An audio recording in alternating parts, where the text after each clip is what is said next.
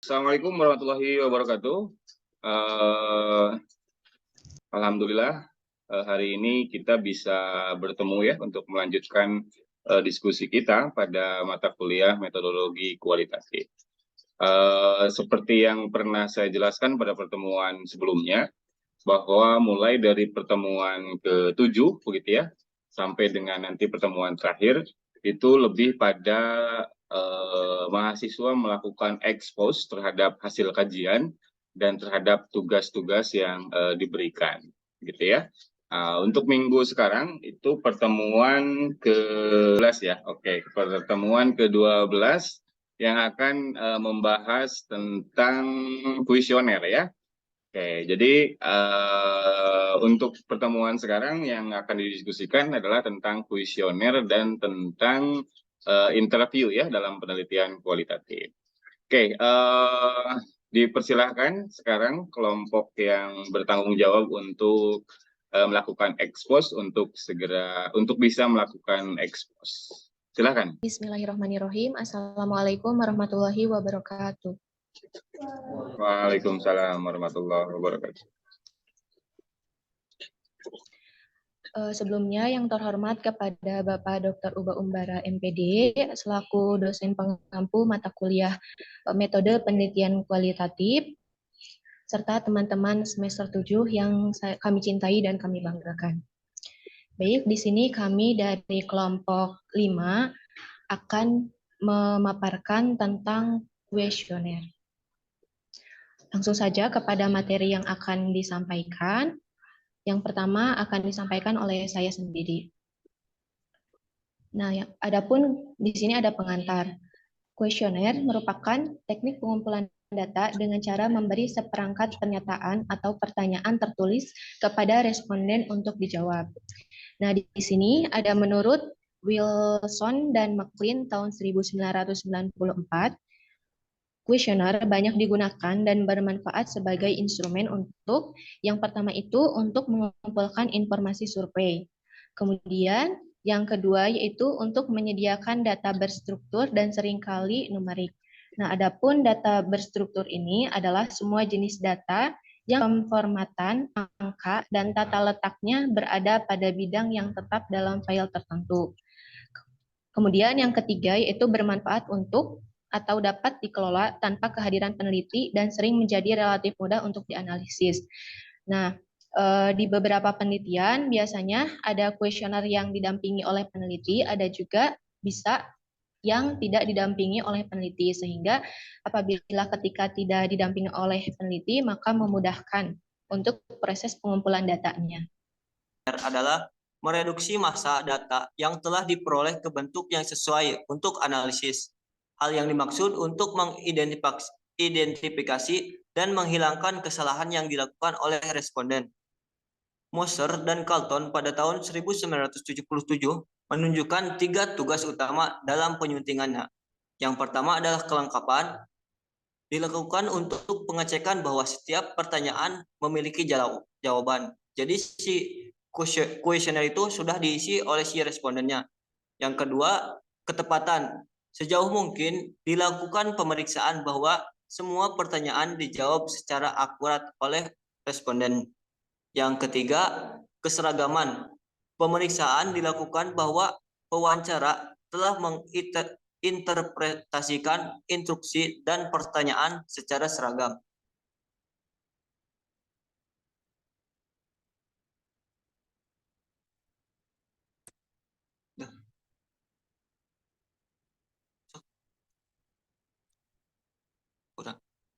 Itulah materi mengenai kuesioner yang dapat kelompok kami sampaikan.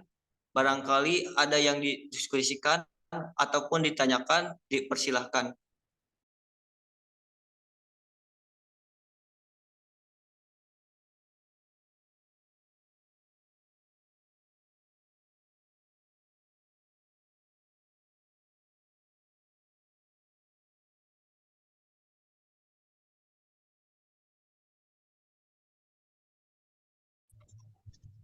Ya, silakan. Izin bertanya untuk kelompok 5.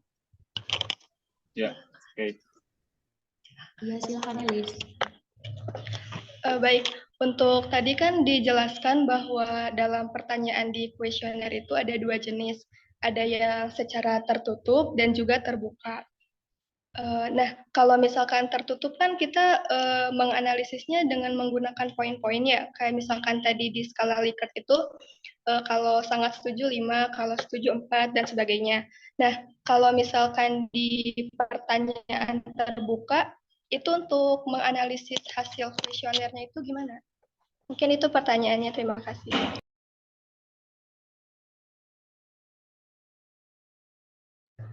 Baik, terima kasih Elis.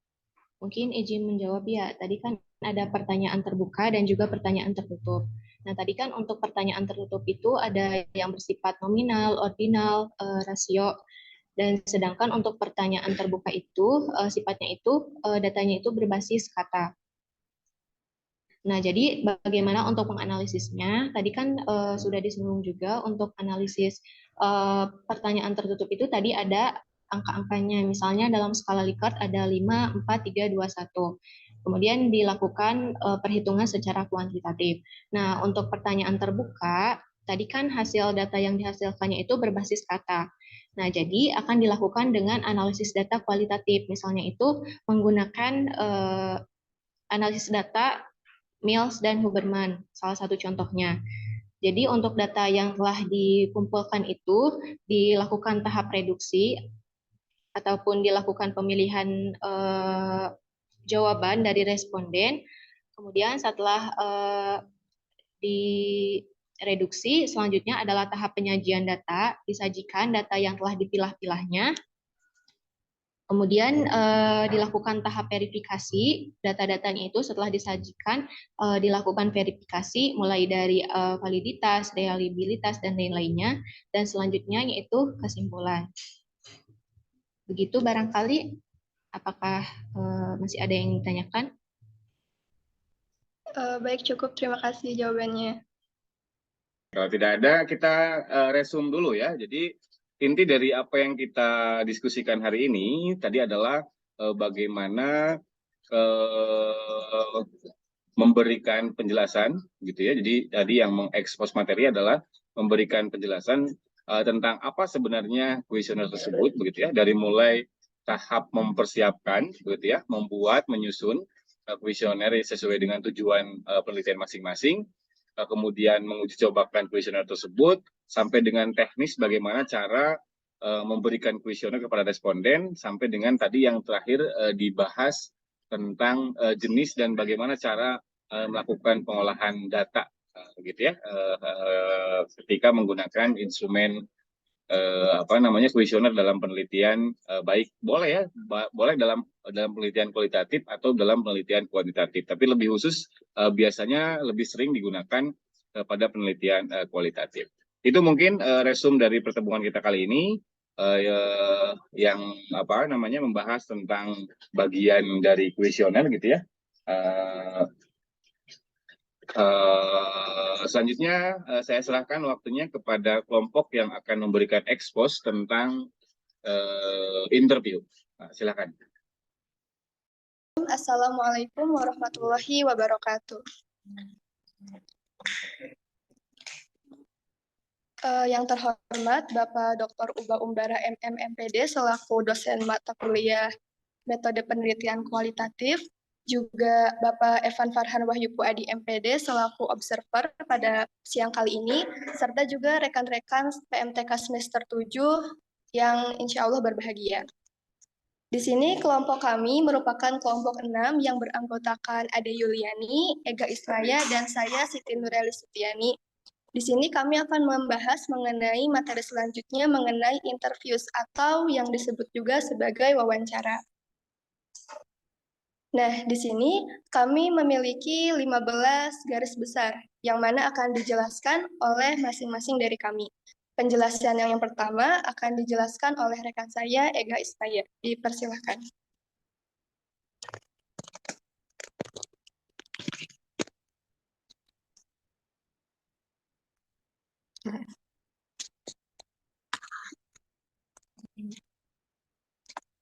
Yang pertama itu ada conception of the interview.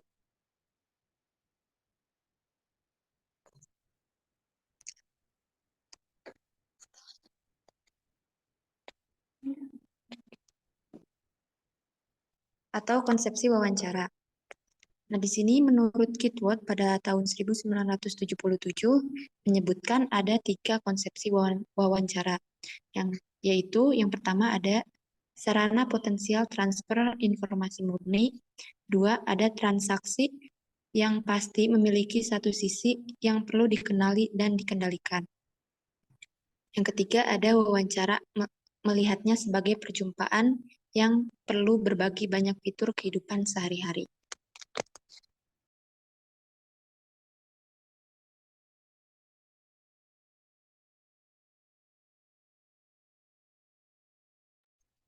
Oke, silakan. Ada yang ingin disampaikan? Memberikan respon, memberikan saran, atau mungkin memberikan pertanyaan terhadap apa yang telah disampaikan oleh kelompok 7 tadi ya, atau kelompok 6.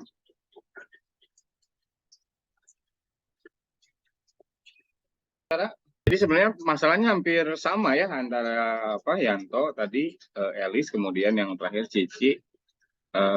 Masalahnya berputar dari misalkan tadi deg-degan, kemudian takut respondennya tidak sesuai gitu kan ya, tidak sesuai dengan ekspektasi gitu, atau bahkan tadi disampaikan bahwa respondennya itu mungkin saja tidak tidak memberikan perhatian kepada kita gitu ya, dan seterusnya. Oke, ada yang lain lagi atau pengalaman yang berbeda? Silakan bisa disampaikan. Oke, hampir sama berarti, hampir sama seperti itu. Oke, sekarang pertanyaan yang kedua. Nah, andaikan kita tadi mengkomparasi ya apa yang sudah pernah Anda lakukan dengan apa yang tadi disampaikan atau diekspos oleh kelompok 7 gitu. Itu kan tadi menyampaikan beberapa cara begitu ya, beberapa teknik, kemudian beberapa etika dalam wawancara. Ada nggak yang mungkin dalam tanda kutip belum sesuai dengan apa yang sudah Anda lakukan ketika Anda dulu melakukan wawancara pada beberapa kegiatan yang sudah Anda lakukan sebelumnya? Silakan.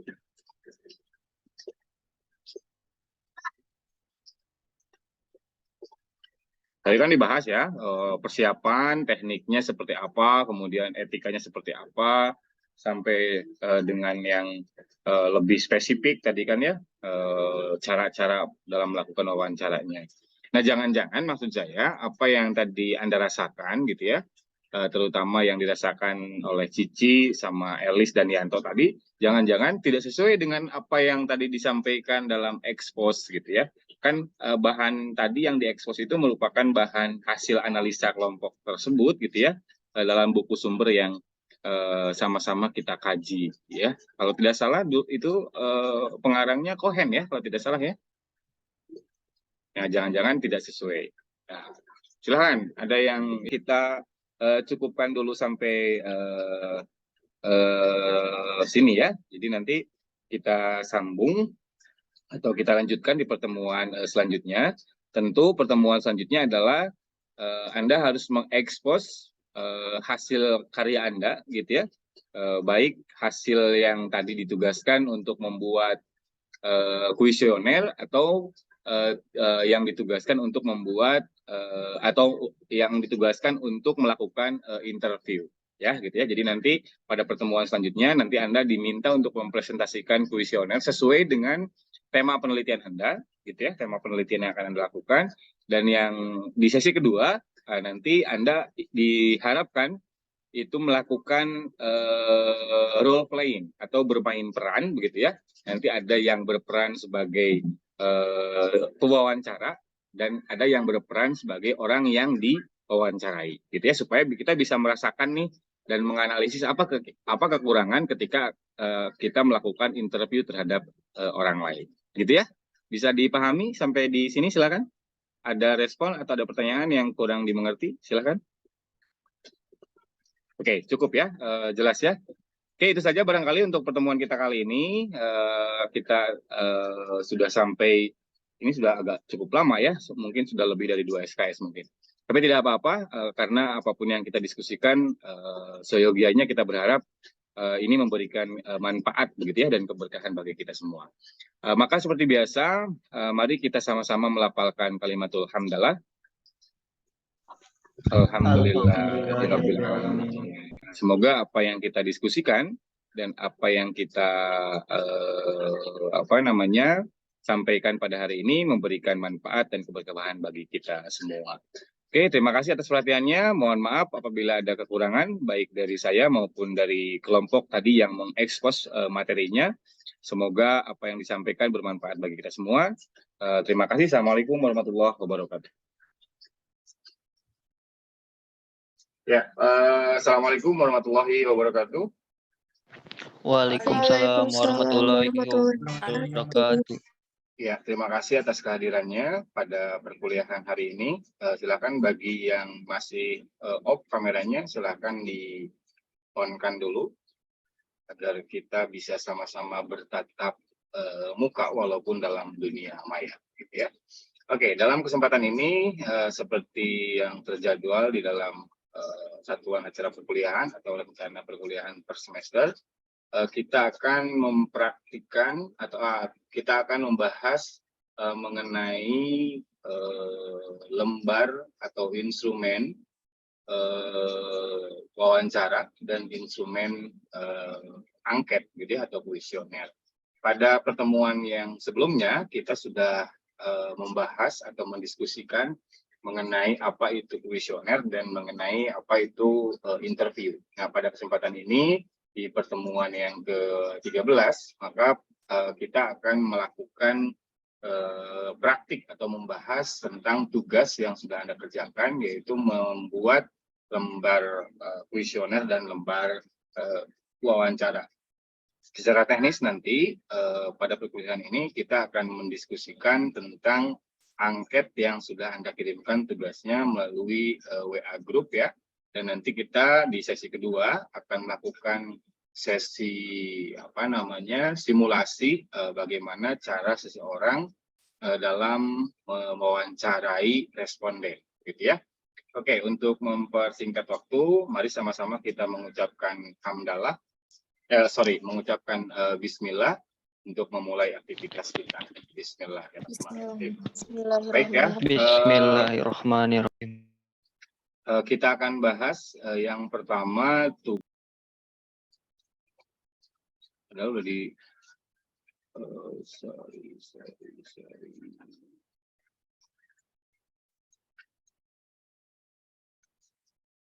share screen-nya nggak muncul ya.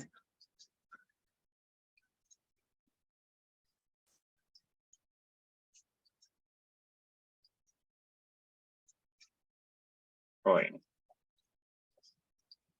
Ya, ini angket yang sudah disusun oleh siapa ini ya? Flip Classroom? Saya, Bapak. Oh, yang Elis ya. Oke. Oh iya, tadi udah yang urutan pertamanya Elis ya. Oke.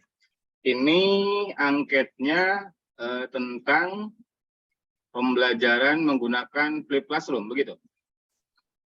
Iya, Bapak, terhadap kemampuan berpikir kreatif siswa. Oke. Nah, oh ini ada angket gaya belajar juga ya. Oke. Kita satu aja lah yang ini ya. Kita coba bahas yang ini. Berarti ini angket kemampuan berpikir, pertanyaan yang disusun, ya itu berarti berdasarkan kisi-kisi ya atau karakteristik yang ada pada RME tersebut. Gitu. Jadi memang instrumen angketnya itu dibangun atau disusun gitu ya. Itu berdasarkan kisi-kisi ya dalam angket itu atau sesuai dengan karakteristik proses pembelajaran. Jadi tidak ujug-ujug muncul gitu ya atau tidak tiba-tiba muncul sebagai sebagai angket gitu, sebagai pertanyaan dalam angket. Oke. Pertanyaan selanjutnya, ini yang Elis bikin termasuk dalam kategori angket terbuka ataukah angket tertutup? Angket yang tertutup, Pak. Kebetulan kan di sana juga ada alternatif jawaban. Ya, alasannya karena ada alternatif jawaban ya. Jawaban ya. Oke, jadi kalau angketnya terbuka berarti Tidak ada alternatif, jadi dibebaskan ada. terhadap ini responden. Oke, siap. Ya, gitu ya. Jadi perbedaan antara angket terbuka dengan angket tertutup adalah angketnya itu disediakan jawaban ya kalau yang angket tertutup. Gitu. Oke. Selanjutnya ini nilainya berapa ini per alternatif jawaban? Ya, kalau yang buat selalu itu poinnya 5. Kalau yang sering 4, kadang-kadang 3, sama tidak pernah 2 poin, Pak. 2 poin. Alasannya kenapa poinnya seperti itu? Ya kan ngambil skala Likert, Pak. Jadi berbeda 1 poin, terus juga untuk pengolahan datanya juga apa sih namanya, bisa lebih mudah tuh. Ya, berarti tidak ada poin 1 ya? Tidak ada. Jadi 5, 4, 3, 2. Ya. Oke. Jadi kalaupun tidak pernah itu 2. Gitu ya. Ya, Pak. Nah, kalau memang skala Likert itu ada 2 ya, ada 2 macam. Jadi ada yang seperti ini, gitu ya, 4 alternatif jawaban. Ada juga yang 5 alternatif jawabannya. Nah, misalkan selalu, sering, kadang-kadang, pernah, kemudian tidak pernah. Nah, itu yang contoh 5. Nah, biasanya nilainya itu 5, 4, 3, 2, 1. Nah, jadi di tengah itu yang tadi kadang-kadang, nah itu nilainya 3. Gitu ya, atau itu bisa disebut sebagai titik netral. Ya, 3 itu. Atau karena dia posisinya kan sebagai median ya, sebagai median, sebagai titik tengah. Nah, kalau 4 ya biasanya umumnya begitu ya, itu poinnya 5, 4, 2, 1. Jadi 3-nya yang hilang. Gitu ya, yang di titik mediannya yang hilang. Kalau alternatif jawabannya 4 seperti ini, berarti ini 5 gitu ya, selalunya 5, seringnya 4, kemudian kadang-kadangnya 2, dan tidak pernahnya 1. Gitu. Itu untuk memberikan porsi yang jelas gitu ya antara positif dan yang respon positif dengan respon yang negatif gitu. Jadi ada yang batas yang dari titik tengah, kemudian itu yang ke sebelah kanan positif dan ke sebelah kanan yang negatif gitu ya. Respon yang negatif berarti ya misalkan kadang-kadang atau tidak pernah. Nah, itu kan berarti responnya yang cenderung ya, yang cenderung negatif. Cenderung negatif artinya kan tidak mendukung begitu ya, tidak mendukung apa yang ada dalam pertanyaan tersebut gitu ya. Oke, dari 24 ini ya, dari 25. Ini ada berapa pertanyaan yang jenisnya konotasinya negatif dan positif? Atau sama semuanya positif? Kebetulan 25 soal itu positif semua tuh, Pak. Oh, positif semua ya. Oke, nanti kalau Anda bikin lagi ketika penelitian, nanti boleh dicoba ya untuk yang membuat yang jawaban negatif. Pernyataan yang negatif. Pernyataan yang negatif itu gampang sebenarnya, tinggal pakai kata tidak saja. Kan gitu ya. Misalkan nomor 1, kalau Elis mau berubah jadi negatif, berarti pernyataannya menjadi saya tidak senang bertanya saat pembelajaran berlangsung. Nah, gitu kan ya. Nah, nanti poinnya berarti dibalik. Kalau dia jawab selalu, berarti itu yang paling kecil ya. 1, kemudian 2, 3, 4. 1, 2, 4, 5 gitu ya. Jadi kalau di positif SL itu 5, kalau di negatif SL itu 1. Jadi kebalikannya. Gitu ya. Itu yang pernyataan yang bernada negatif. Gitu ya. Oke, saya tidak bisa menentukan atau saya tidak bisa menentukan ini benar atau salah begitu ya pada saat ini, karena atau paling tidak sesuai atau tidak gitu ya pernyataan-pernyataan ini, karena saya tidak melihat kisi-kisinya gitu ya. Nah, jadi nanti di lain kesempatan atau pada saat Anda melakukan penelitian, coba disampaikan dulu kisi-kisinya. gitu ya, kisi-kisi indikator dari pernyataan-pernyataan yang Anda buat, gitu ya. Jadi sehingga saya belum bisa menilai nih apakah ini cocok atau tidak, gitu ya. Oke, kalau tidak ada, kita masuk ke sesi interview ya. Oke, interview yang pertama akan dilaksanakan oleh Rahma sebagai pewawancara dan Eka sebagai narasumber. Ya, dipersilakan. Yang lain perhatikan ya, nanti yang lain diwajibkan untuk memberikan komentar-komentarnya. Gitu ya, baik komentar yang kurangnya di mana, misalnya gitu ya, atau harusnya seperti apa dan lain sebagainya. Oke, silakan nanti yang tidak ditugaskan untuk bermain peran, gitu ya, sebagai yang wawancara dan sebagai responden, silakan diperhatikan. Silakan Rahma dan Eka. Baik, Pak. Assalamualaikum, Eka. Waalaikumsalam Rahma. Betul dengan Eka dari siswa SMP 1 Kuningan. Iya, Kak. Perkenalkan ya, Teteh dari mahasiswa pendidikan matematika ingin mewawancarai Eka. Di sini terkait pembelajaran matematika. Nah, Eka menguasai tidak operasi hitung penjumlahan, pengurangan, perkalian, dan pembagian?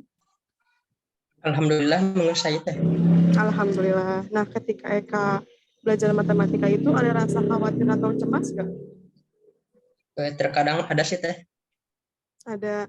Nah, apa sih yang membuat Eka merasa khawatir atau cemas gitu? Yang membuat khawatir atau cemas itu, yang pertama banyaknya rumus, yang kedua banyak simbol-simbol juga, jadi sedikit bingung tuh mengerjakannya. Kalau suasana di kelas nyaman nggak Kak ketika belajar matematika? Kalau untuk suasana tergantung sih Teh, tergantung dari gurunya atau kondisi kelasnya, kotor atau tidak. Nah, ketika apa sih yang dirasakan Eka ketika belajar matematika? Yang dirasakan saya ketika belajar matematika, terkadang merasa cemas, deg-degan, terus terkadang pusing kalau materinya susah. Eka merasa kesulitan nggak ketika belajar matematika, atau dari gurunya atau dari Eka sendiri? Ya, terkadang merasa kesulitan. Tapi Eka ada usaha nggak buat mengatasi kesulitan tersebut? Ya, ada sih Teh, mulai dari buka-buka buku dari sumber yang lain atau buka-buka internet di YouTube gitu. Nah, ketika Eka dikasih soal ya sama guru, nah Eka yakin nggak kalau misalkan jawaban itu benar?